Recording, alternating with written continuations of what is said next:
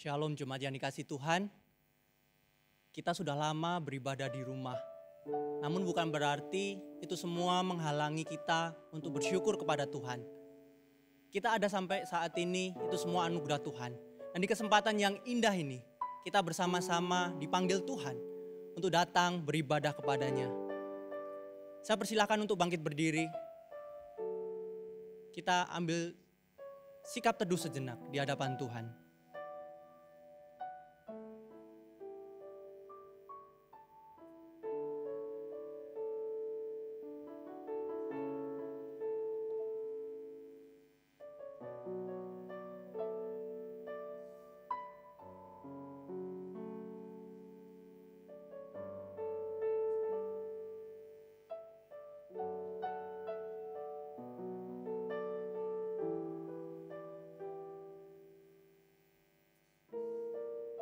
Ibadah pada hari ini didasari dengan keyakinan bahwa pertolongan kita adalah di dalam nama Tuhan yang menjadikan langit dan bumi dan segala isinya, dan tidak pernah meninggalkan hasil perbuatan tangannya. Kiranya turun ke atas kita kasih karunia dari Allah Bapa, Allah Putra, dan Allah Roh Kudus menyertai ibadah kita. Amin. Jemaat saya persilakan duduk kembali. Mazmur 148 ayat 1 dan 13. Haleluya, pujilah Tuhan di surga, pujilah Dia di tempat tinggi. Berdirilah, biarlah semuanya memuji-muji Tuhan, sebab hanya namanya saja yang tinggi luhur, keagungannya mengatasi bumi dan langit. Mari bersama-sama jemaat yang dikasih Tuhan, kita puji, kita sorak-sorai bersama-sama, mengagungkan Raja kita, Kristus Yesus.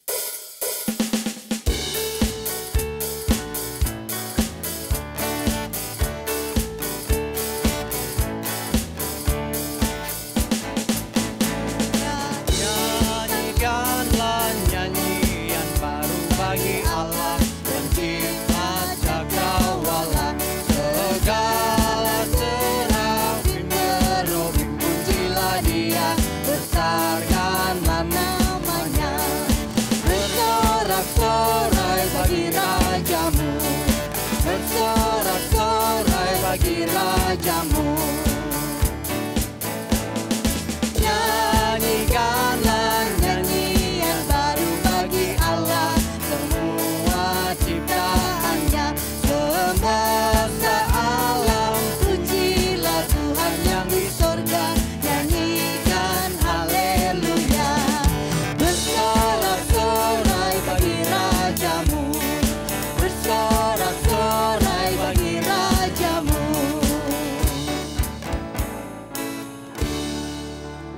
Mari kita datang kepada Tuhan.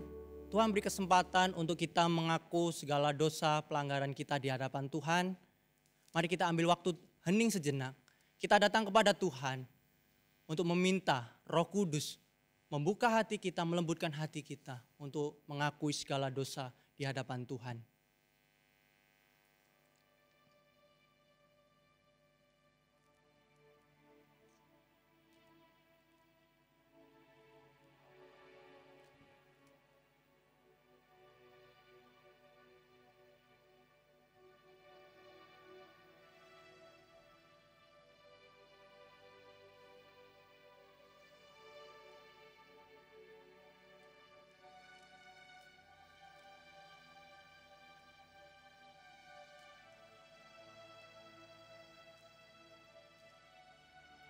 Ya Allah kami, Allah yang hidup, Allah yang berkuasa atas kehidupan setiap manusia, termasuk kami anak-anak-Mu ini Tuhan.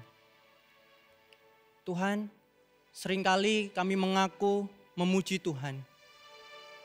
Seringkali kami mengaku bahwa Engkau adalah Raja yang penentu hidupan kami.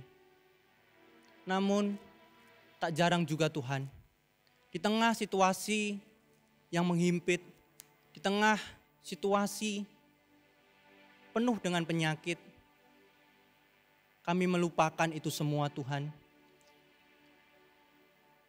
Kami mulai gentar. Kami mulai tidak percaya akan kedaulatan Tuhan dalam kehidupan kami. Ketidakpercayaan itu membuat kami menyakiti hati-Mu Tuhan. Membuat kami menyakiti orang-orang di sekitar kami. Keluarga kami, rekan pekerjaan kami, rekan pelayanan kami, orang-orang yang kami ketemui. Ampunilah Tuhan seturut dengan belas kasihan-Mu. Dan layakanlah kami untuk menjadi pribadi, anak-anak Tuhan yang taat dan setia akan kehendak dan ketetapan Tuhan dalam kehidupan kami.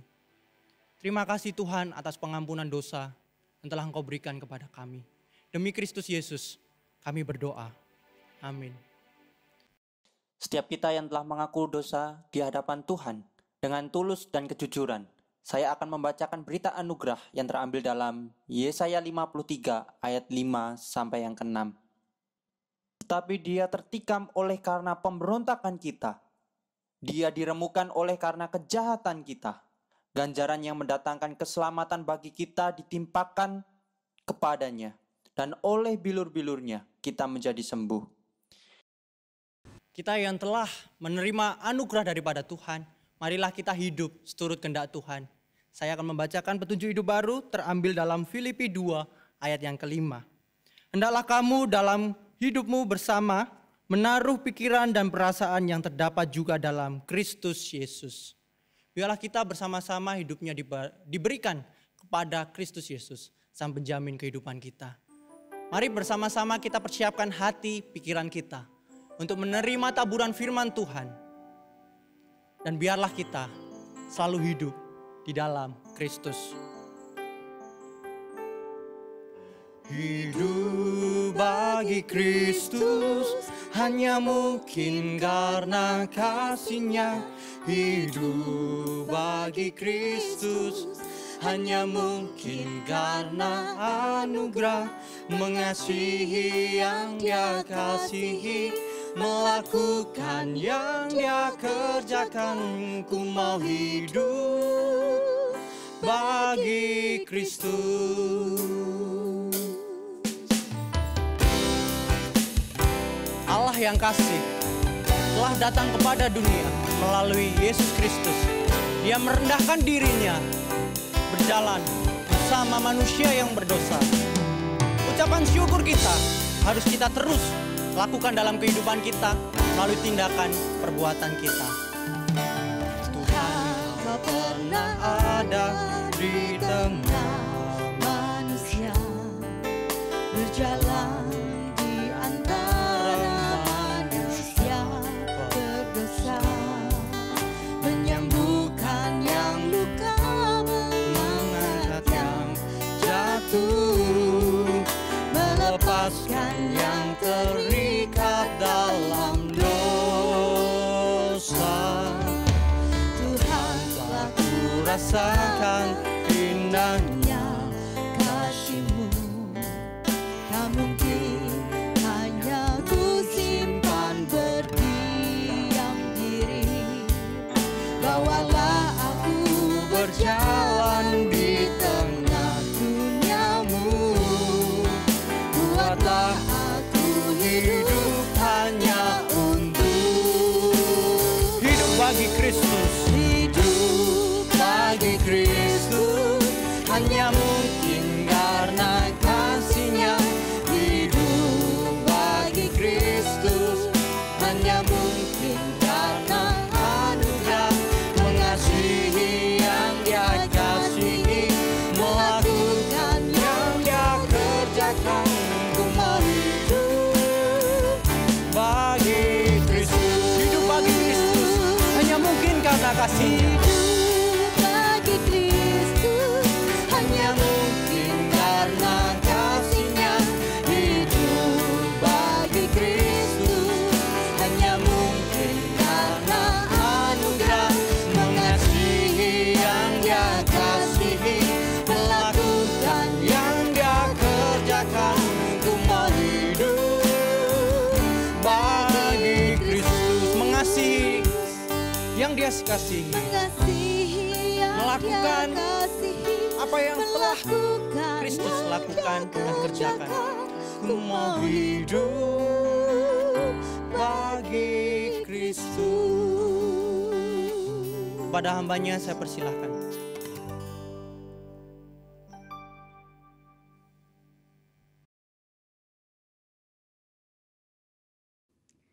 Shalom saudaraku yang terkasih di dalam Tuhan, kita bersyukur kita masih boleh beribadah kepada Tuhan. Saudaraku, kita seringkali menemukan adanya orang-orang yang menceritakan kisah suksesnya, ataupun kita membaca dari berita tentang orang-orang yang melakukan kejahatan.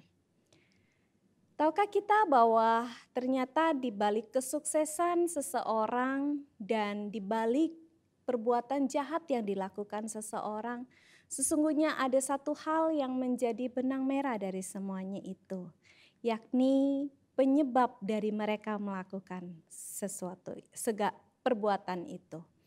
Saudaraku, ketika seorang melakukan kejahatan seperti yang ditulis, saya coba melihat di berita tentang ada satu orang pemuda yang dikatakan dengan tega dia menikam pacarnya sendiri saat mereka cekcok di pinggir jalan.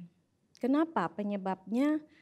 Karena pria itu merasa sakit hati karena lamarannya ditolak oleh pacarnya dan oleh keluarganya. Yang menjadi penyebab dia melakukan pembunuhan itu adalah sakit hati. Ataupun kita bisa melihat begitu banyak kisah sukses dari orang yang dia bisa sukses. Itu mungkin karena latar belakang merasa bosan karena dihina. Akhirnya orang itu berjuang dan dia bisa mencapai kedudukan yang tinggi. Ataupun juga ada sebuah kisah yang bagi saya sangat menyentuh hati. Yakni kisah tentang Dr. Lee. Bagaimana dokter ini dia mengupayakan, dia adalah seorang dokter, dia ketika dia ada di pelosok-pelosok dia melihat begitu banyak orang yang membutuhkan pertolongan namun minimnya tenaga medis. Maka dia membuat sebuah ide yang dia katakan orang cukup melihat dia sebagai dokter gila. Karena apa? Karena dia mencetuskan ide membuat rumah sakit apung. Dan dokter ini, dia walaupun dikatakan gila, dia tetap berjuang. Dan akhirnya dia bisa membangun sebuah kapal yang dia gunakan untuk menjadi rumah sakit. Dan bisa menjangkau daerah-daerah pelosok. Apa yang menjadi dasar yang menjadi sebab Dr. Lee itu mengabaikan anggapan orang dan dia terus fokus mengerjakannya? Didasarkan karena dia mengingat akan nasihat ibunya untuk peduli kepada orang yang tidak mampu. Dan yang kedua karena belas kasihnya kepada orang-orang yang membutuhkan akan pertolongan medis.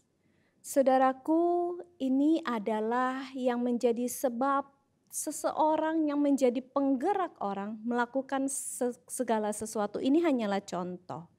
Banyak alasan yang menjadi sebab seorang bertingkah laku, berpikir, berperasaan terhadap sesuatu. Pertanyaannya, apa yang menjadi penggerak hidup kita? Yang membuat kita melakukan segala sesuatu saat ini? Kenyamanan diri kita kah? Atau keluarga kita kah? Kemarahan kita kah?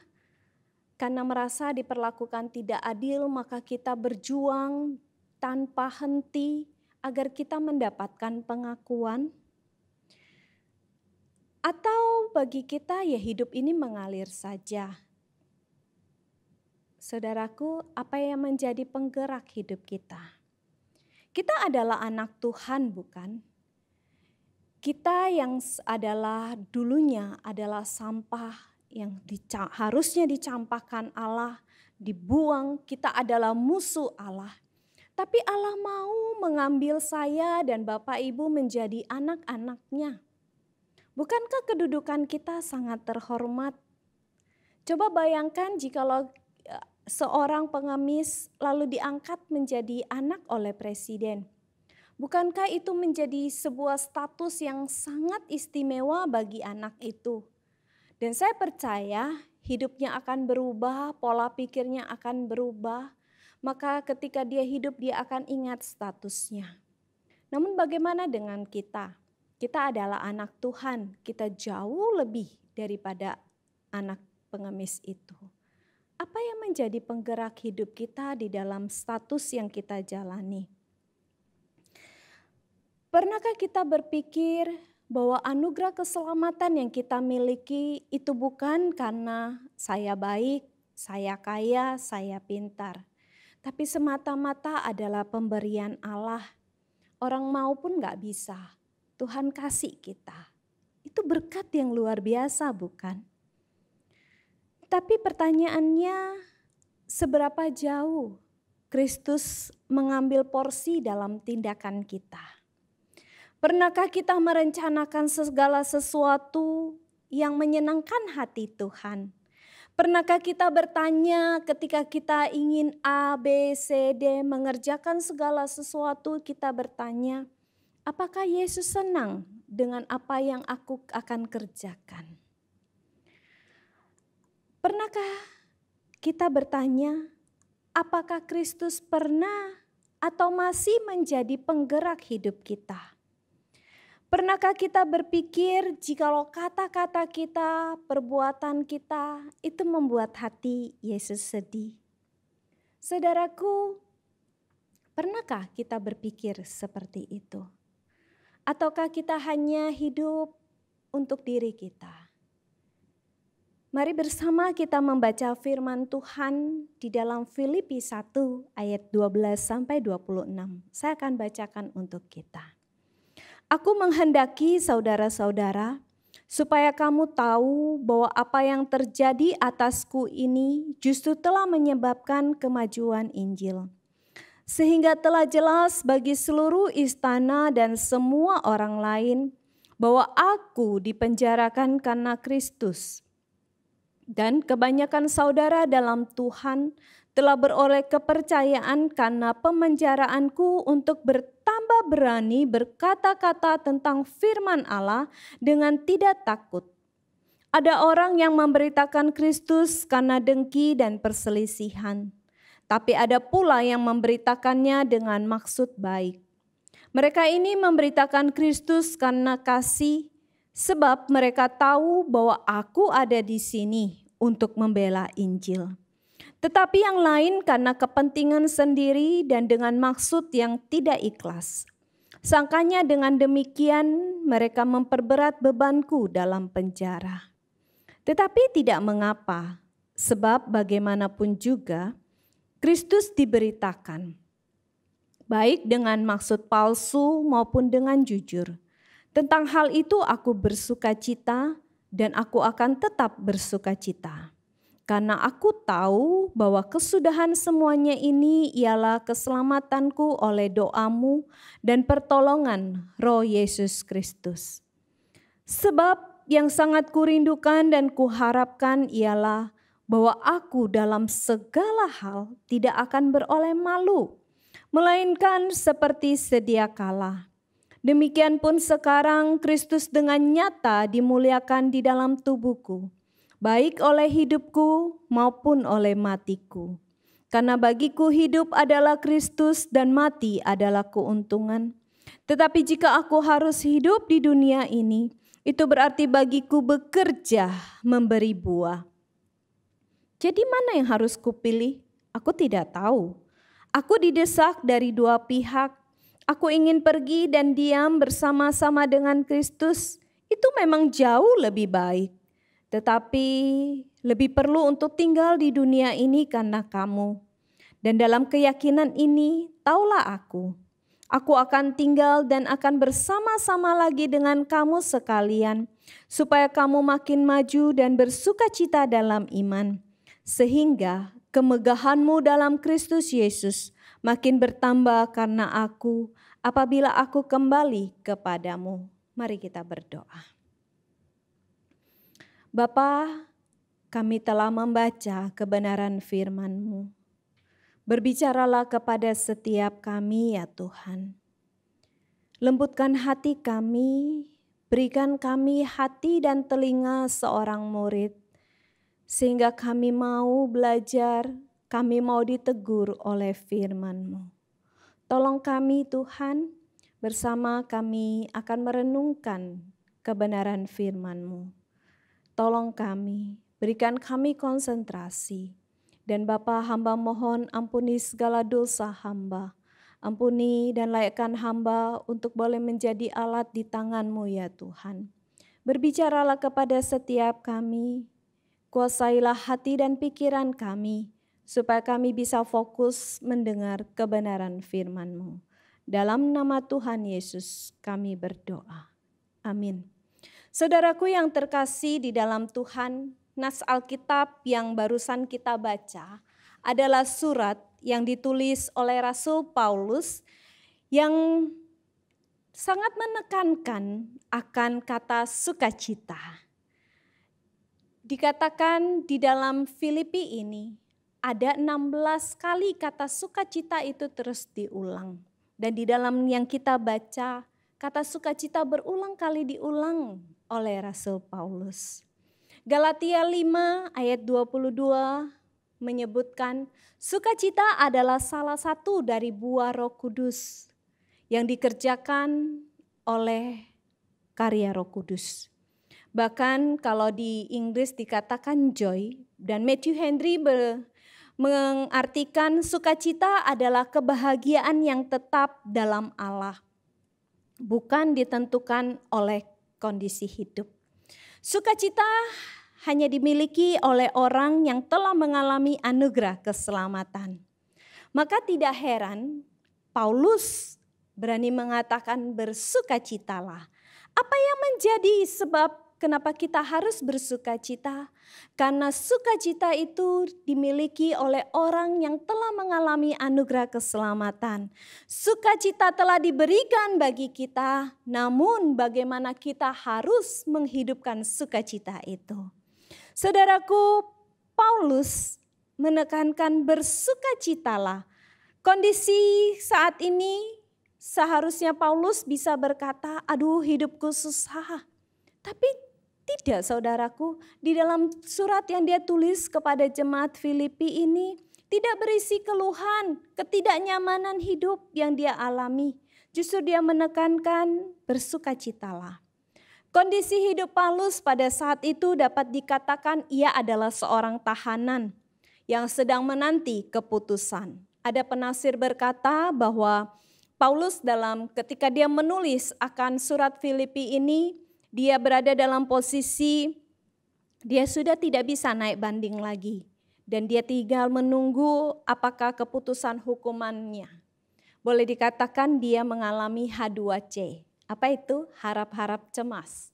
Saudaraku, karena sebagai seorang tahanan, dia sedang menunggu akan keputusannya apakah dia akan bebas atau menerima hukuman. Kondisi ini mungkin bisa membuat orang kehilangan sukacitanya, bukan? Dan Paulus berada pada posisi itu, namun dia tidak kehilangan sukacitanya. Yang kedua, Paulus berada dalam kondisi dia hidup di penjara.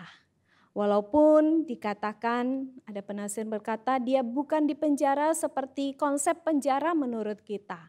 Dia berada di dalam sebuah rumah dan dia itu dijaga oleh tentara.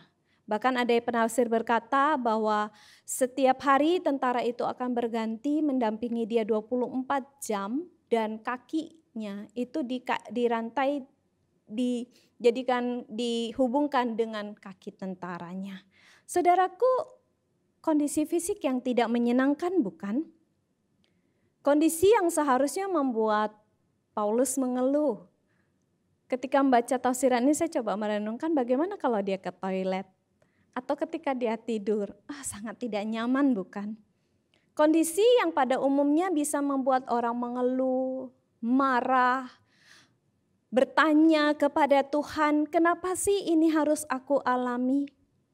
Tapi saudaraku, kondisi ini tidak membuat Paulus marah kepada Tuhan ataupun dia bertanya, "Kenapa aku, Tuhan?" Justru dia berkata, "Bersukacitalah." Paulus tidak menjadikan kesulitan hidupnya itu sebagai kesempatan untuk mengomel dan marah kepada Tuhan. Karena apa? Karena dia tahu bahwa keluhan tidak akan mengubah masalahnya, tapi hanya akan memuaskan egonya. Justru dia menjadikan itu sebagai sebuah kesempatan untuk boleh melihat kasih dan kebaikan Allah. Saudaraku, kondisi yang dialami oleh Paulus, selain dia seorang tahanan yang masa depannya kelihatannya suram, yang kedua dia ada di penjara terkukung, kebebasannya tidak bebas. Yang ketiga, dia mengalami walaupun dia di penjara, dia juga menghadapi situasi yang tidak menyenangkan, seperti ayat yang telah kita baca tadi. Di mana ada orang-orang yang dengan maksud ingin menjatuhkan Paulus berusaha memberitakan Injil. Supaya apa? Supaya hukuman Paulus diperberat. Saudaraku, Paulus menghadapi situasi yang seperti itu. Kondisi ini seharusnya secara umum bisa menjadikan alasan sekali lagi untuk mengeluh dan tidak bersukacita. Namun sekali lagi saya ingin katakan, di dalam surat yang ditulis oleh Rasul Paulus ini, dia tidak berkata, "Tuhan engkau kejam," tapi dia mengajak kita bersukacita. Mengapa bisa seperti itu, saudaraku? Mengapa di dalam kondisi yang tidak menyenangkan, Paulus tetap mengajak jemaat di Filipi untuk bersukacita? Saudaraku, saya menemukan keindahan dari kebenaran firman Tuhan ini. Apa sih yang membuat Paulus tetap bersukacita walaupun dia ada di penjara, walaupun dia diperlakukan dengan tidak baik? Kuncinya adalah di ayat 21. Saya akan bacakan untuk kita. "Karena bagiku hidup adalah Kristus dan mati adalah keuntungan." Saudaraku, ini bukan hanya sebuah slogan yang diucapkan oleh Paulus supaya orang melihat ini loh kekuatan, ketegaran hidup seorang yang bernama Paulus. Tidak, saudaraku. Paulus menuliskan ini bukanlah sebagai gaya-gayaan supaya kelihatannya baik di depan orang.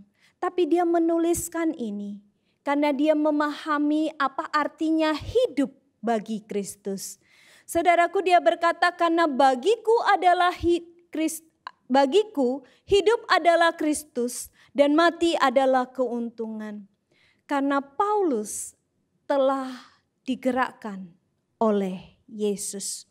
Saudaraku, yang menjadi dasar dari Paulus untuk hidup bagi Yesus, karena dia telah mengalami yang namanya perubahan ajaib yang dikerjakan oleh Yesus di dalam hidupnya. Siapakah Paulus? Paulus dulunya bernama Saulus. Dia adalah seorang yang dikatakan seorang yang memuaskan egonya. Dia penganiaya dari anak-anak Tuhan. Dikatakan di dalam Kisah 9, pada saat itu Saulus meminta surat untuk apa? Untuk membunuh akan orang-orang Kristen yang ada.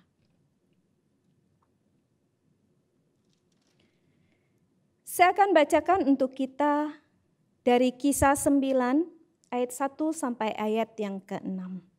"Sementara itu berkobar-kobar hati Saulus untuk mengancam dan membunuh murid-murid Tuhan. Ia menghadap imam besar dan meminta surat kuasa daripadanya untuk dibawa kepada majelis-majelis Yahudi di Damsyik, supaya jika ia menemukan laki-laki atau perempuan yang mengikuti jalan Tuhan, ia menangkap mereka dan membawa mereka ke Yerusalem. Dalam perjalanannya ke Damsyik, ketika ia sudah dekat kota itu, tiba-tiba cahaya memancar dari langit mengelilingi dia. Ia rebah ke tanah dan kedengaranlah olehnya suatu suara yang berkata kepadanya, Saulus, Saulus, mengapakah engkau menganiaya aku? Jawab Saulus, siapakah engkau Tuhan? Katanya, akulah Yesus yang kau aniaya itu. Tetapi bangunlah dan pergilah ke dalam kota. Di sana akan dikatakan kepadamu apa yang harus kau perbuat. Saudaraku, apa yang mengubah dari Saulus menjadi Paulus, dari seorang penganiaya menjadi seorang yang mencintai Yesus? Karena dia telah digerakkan oleh Yesus. Dia telah mengalami perjumpaan dengan Yesus. Pertemuan dengan Yesus itu telah mengubah seluruh hidup Paulus. Paulus yang tadinya seorang penganiaya, kini menjadi seorang yang mengasihi Yesus. Paulus yang tadinya tujuan hidupnya adalah untuk dirinya, saat ini adalah untuk Yesus. Paulus tidak akan pernah melupakan perjumpaan dengan Yesus yang mengubah hidupnya secara radikal. Perjumpaan dengan Yesus telah memberikan Paulus sebuah kacamata baru di dalam melihat diri dan hidupnya. Ia tidak lagi melihat dirinya adalah segala-galanya. Tapi saat ini dia ingin seluruh eksistensi hidupnya untuk menyenangkan hati Yesus. Maka tidaklah heran di dalam ayat yang ke-20 yang kita baca, merupakan doa dari Paulus agar Kristus dengan nyata dimuliakan di dalam tubuhnya, baik oleh hidupnya maupun oleh matinya. Saudaraku, hanya orang yang telah mengalami perjumpaan dengan Yesus, dia akan mampu memiliki pola pikir yang berbeda. Yang tadinya hidupnya untuk aku, saat ini untuk Yesus. Dan ini dimiliki oleh Paulus. Maka dia berani berkata, bagiku hidup adalah Kristus dan mati adalah keuntungan. Karena aku telah menerima anugerah keselamatan di dalam Yesus. Karena aku telah melihat begitu kebaikan Yesus yang dia berikan bagiku. Aku manusia berdosa yang seharusnya dihukum. Tapi Yesus mengangkat aku menjadi anaknya, memberikan hidup yang kekal. Inilah yang menjadi dasar dari Paulus. Inilah yang menjadi tujuan hidup Paulus saat ini. Dia tidak lagi melihat semuanya untuk dirinya, tapi diri Yesus. Saudaraku, pertanyaannya, apakah kita mengalami seperti yang dialami oleh Paulus? Masih ingatkah perjumpaan kita dengan Yesus? Apa tujuan hidup kita? Apakah untuk diri kita? Ataukah untuk Yesus? Saudaraku, masih ingat perjumpaan kita dengan Yesus? Atau jangan-jangan kita belum pernah bertemu dengan Yesus? Kita hanya hidup di sekitarnya, mendengar tentangnya melalui pengkhotbah. Kita merasakan kebaikannya, kebaikan materi yang dia berikan. Namun kita belum pernah berjumpa dengan Yesus. Saudaraku, mari bertanya dalam hati kita. Apakah kita sudah berjumpa dengan Yesus? Perjumpaan dengan Yesus akan menghasilkan perubahan hidup dari si aku kepada Yesus. Orang yang telah mengalami anugerah keselamatan itu akan mengalihkan dari dirinya kepada Yesus. Dia akan bertanya, apakah Tuhan senang dengan perbuatanku? Mengapa demikian? Karena ia telah memakai kacamata yang baru. Kacamata si aku telah dia tinggalkan, berganti dengan kacamata yang dari Allah. Saudaraku, yang kedua yang dikatakan oleh Paulus, bagiku hidup adalah Kristus. Bukan hanya dia melihat hidupnya digerakkan oleh Kristus, tujuan hidupnya untuk Yesus. Tapi yang kedua, bagi Paulus, hidup untuk Yesus adalah fokusnya kepada Yesus. Perjumpaan Paulus dengan Yesus telah membuat dia menjadikan Yesus sebagai kekasih hatinya. Tujuan dan fokus hidupnya bukan lagi untuk menyenangkan dirinya, tapi untuk Yesus. Maka tidak heran di dalam kitab Filipi kita menemukan begitu banyak hal yang kita bisa pelajari dari kitab ini. Paulus sangat menekankan tentang siapa Yesus. Fokus hidup Paulus itu adalah kepada Yesus. Maka dia melihat apa yang dilihat oleh Yesus. Sampai dia berkata dalam Filipi 3 ayat 8. Malahan segala sesuatu kuanggap rugi karena pengenalan akan Kristus Yesus Tuhanku. Lebih mulia daripada semuanya. Oleh karena dialah aku telah melepaskan semuanya itu dan menganggapnya sampah. Supaya aku memperoleh Kristus. Dan tidak ada lagi yang lebih utama dan berharga bagi Paulus selain Yesus. Karena apa? Karena ia telah memakai kacamata Kristus.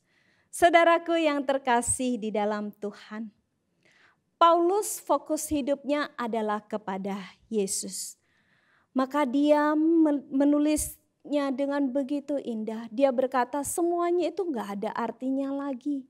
Karena apa? Karena yang lebih utama saat ini adalah Yesus. Dia melihat apa yang dilihat oleh Yesus. Di dalam Matius 9 ayat 35-48, hati Yesus begitu tergerak oleh orang-orang yang Yesus katakan seperti domba yang tak bergembala. Saudaraku, hati yang begitu penuh belas kasihan kepada jiwa-jiwa yang terhilang. Itu juga dimiliki oleh Paulus. Paulus memfokuskan dirinya kepada apa yang menjadi kata-kata Yesus. Apa yang menjadi kerinduan Yesus, itu juga yang menjadi miliknya. Maka di dalam dia melihat akan penderitaannya, dia tidak lagi melihat bahwa penderitaan dia di penjara, dia mengalami kesulitan, itu karena Tuhan jahat kepadanya, Tuhan tidak adil kepadanya. Tidak saudaraku, dia tidak melihat itu. Tapi justru yang indah adalah dia berani berkata bahwa aku di penjara. Jikalau kita membaca di dalam ayat yang 12 sampai seterusnya, kita bisa melihat dia berkata, saudaraku kamu gak perlu khawatir atas apa yang terjadi atasku. Justru dengan aku di penjara ini, Injil diberitakan. Pemenjaraanku justru membuat Injil itu maju. Kenapa? Karena tentara yang datang, mereka datang setiap hari silih berganti, mereka mendengar tentang Yesus. Jadi karena aku di penjara, banyak orang yang mendengar Yesus. Yang kedua, dengan aku di penjara, kalian semakin berani memberitakan Injil. Seperti yang ditulis dalam ayat yang ke-14. Dikatakan kebanyakan saudara dalam Tuhan telah beroleh kepercayaan. Ya, berani menceritakan Yesus. Saudaraku, Paulus melihat itu. Bahwa kesengsaraan dia di penjara, itu Injil semakin maju. Karena semakin banyak orang yang bisa mendengar akan Yesus. Yang kedua, Paulus juga tidak menyingkapi akan orang-orang yang seharusnya bisa membuat dia jengkel, bukan? Karena mereka memberitakan Injil supaya apa? Supaya Paulus tambah di penjara.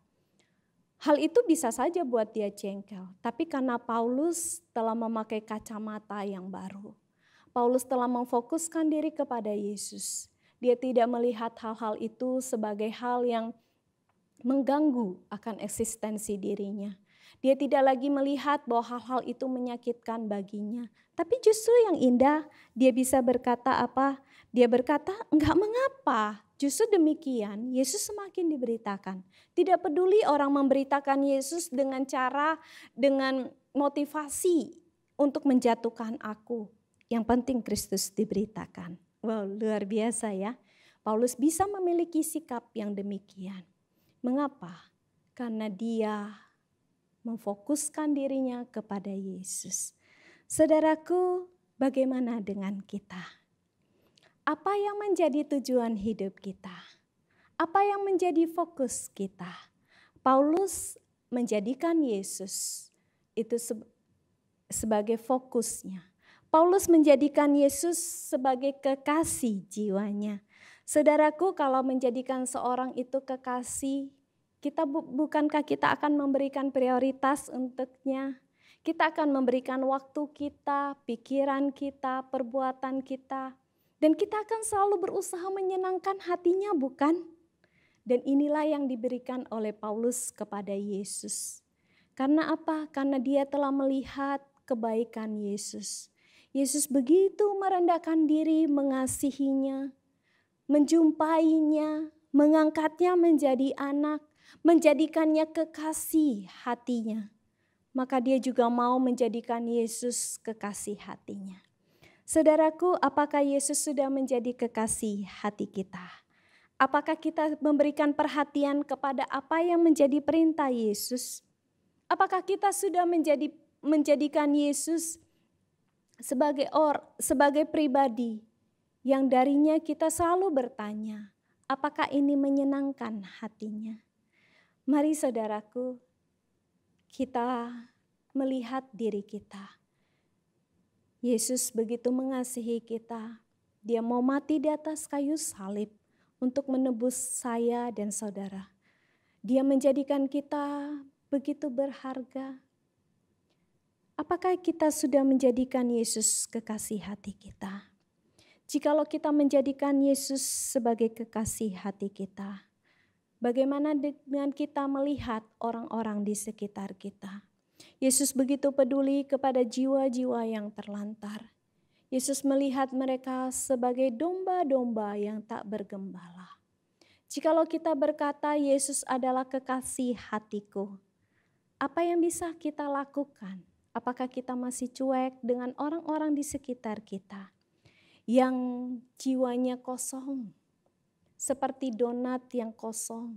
Mereka butuh diisi oleh Yesus. Apa yang sudah kita lakukan? Mari kita belajar berkata seperti Paulus, bagiku hidup adalah Kristus dan mati adalah keuntungan. Aku mau tujuan hidupku untuk menyenangkan hati Yesus. Aku mau memfokuskan diriku kepada Yesus, menjadikan Yesus kekasihku yang aku utamakan. Mari kita berdoa. Bapa, tolong kami, karena seringkali kami menyebut diri anak-anak-Mu. Namun ampuni kami karena seringkali tujuan hidup kami adalah kenyamanan kami. Yang kami penuhi adalah keegoisan kami. Yang kami lihat semuanya adalah diri kami semata-mata. Tuhan, ampuni kami. Ampuni kami karena kami tidak mampu berpikir, bertindak, dengan bertanya apakah itu menyenangkan hati-Mu. Ampuni kami karena seringkali kami membuat Engkau sedih, Tuhan. Ampuni kami karena kami belum mampu menjadikan Engkau sebagai kekasih hati kami. Ampuni kami karena kami belum mampu memberikan prioritas utama kepada Engkau. Bapa, ampuni kami.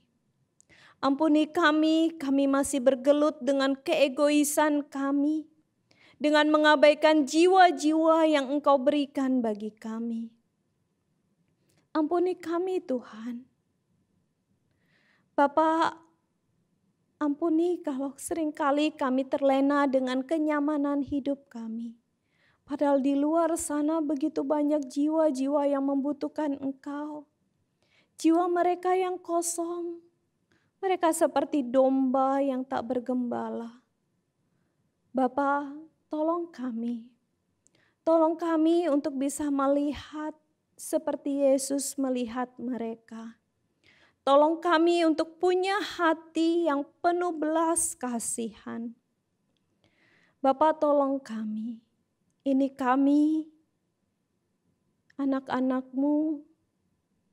Kami datang, kami memohon pertolongan. Di dalam nama Tuhan Yesus kami berdoa. Amin.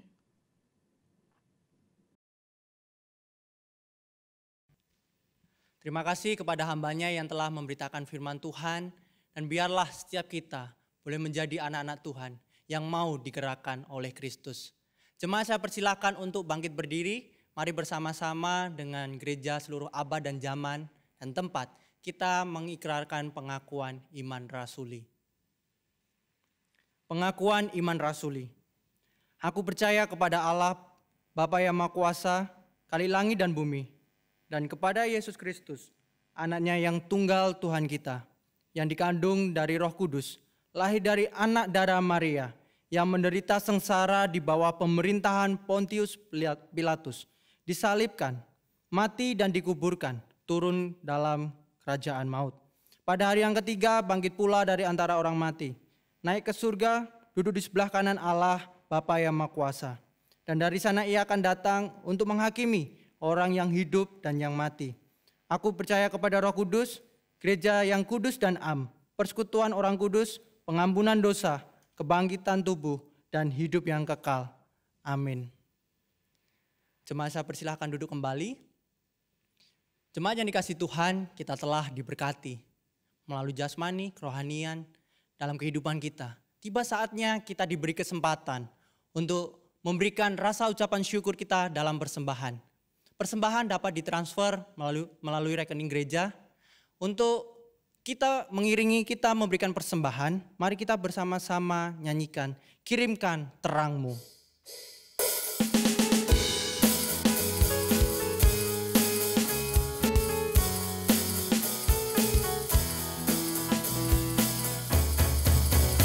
Berkumandang suara dari seberang, kirimlah terangmu.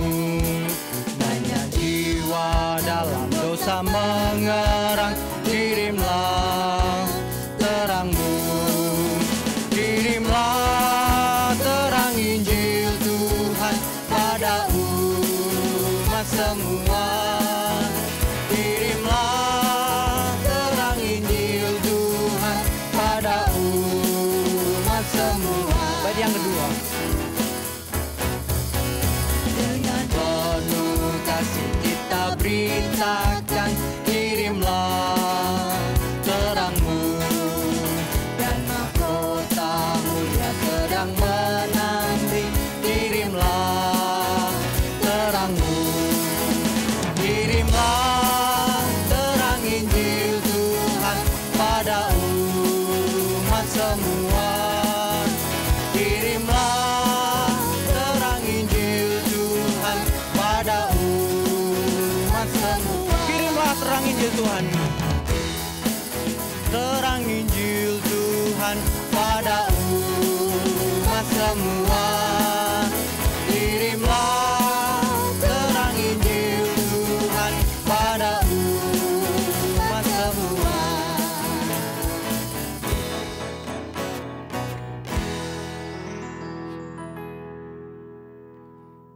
Mari kita berdoa. Tuhan Allah Bapa kami yang bertata dalam kerajaan surga yang mulia, terima kasih Tuhan atas berkat dan pertolongan Tuhan dalam kehidupan kami, sehingga Engkau izinkan kami untuk berkarya di tengah-tengah aktivitas kami. Dan Tuhan, inilah persembahan kami. Biarlah persembahan ini dapat untuk kelebaran kerajaan-Mu dimanapun persembahan ini boleh diberikan. Dan biarlah setiap kami Tuhan untuk selalu mengerti, untuk memberikan yang terbaik untuk Tuhan.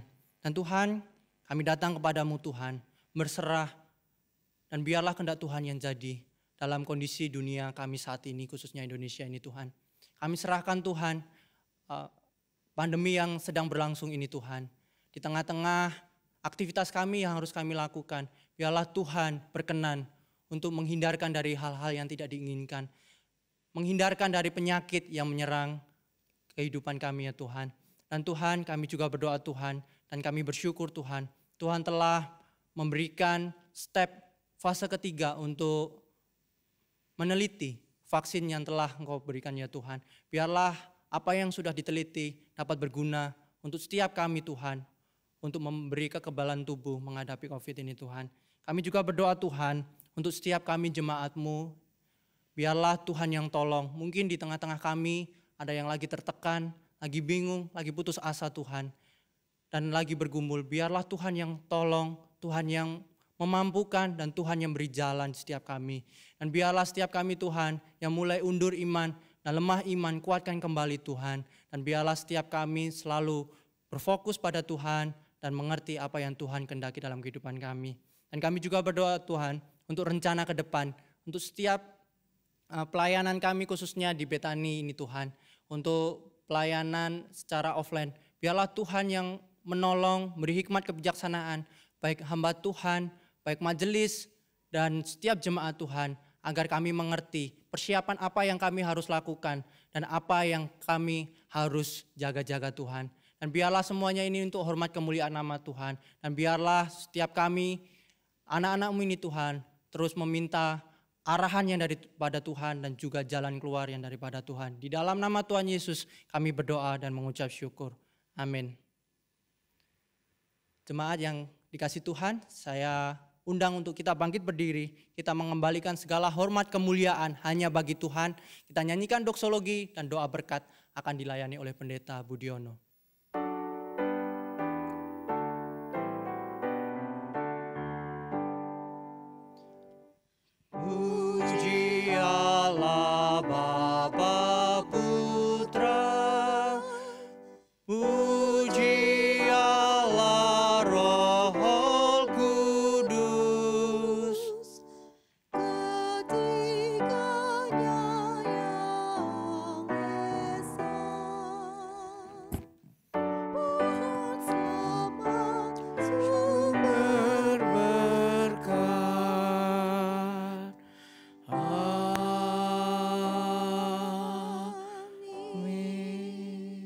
Bapak, Ibu, dan Saudara yang dikasihi oleh Tuhan, arahkanlah hatimu kepada Allah dan terimalah berkat Tuhan, supaya berkat Tuhan ini boleh terus menyertai dan memberkati kita semua untuk kita menjalani kehidupan kita sebagai anak-anak Tuhan.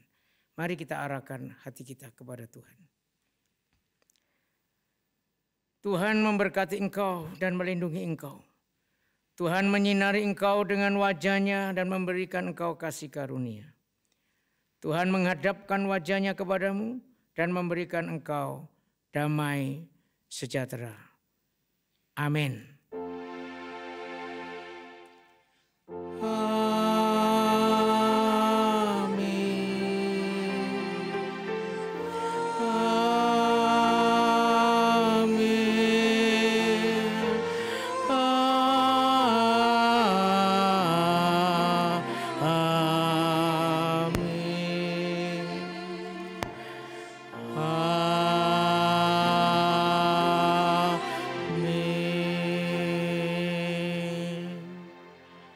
Sedang jemaat dipersilakan duduk, silakan mengambil saat teduh dan ibadah selesai.